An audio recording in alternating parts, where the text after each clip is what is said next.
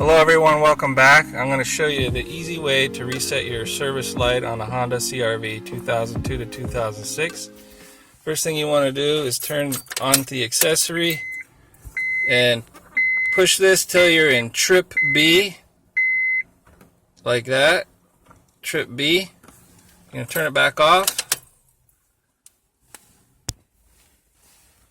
Then you're going to hold down the button before you turn it back on. Just hold it on and turn the car back on accessory. Hold it for about 10 seconds till the light shuts off. Now let go of the button. You turn the car back off. Turn it back all the way on. And now the light shuts off. It's very simple. Hope it works for you. I know it will. Thanks again. We'll see you next time. Please subscribe. Have a great day.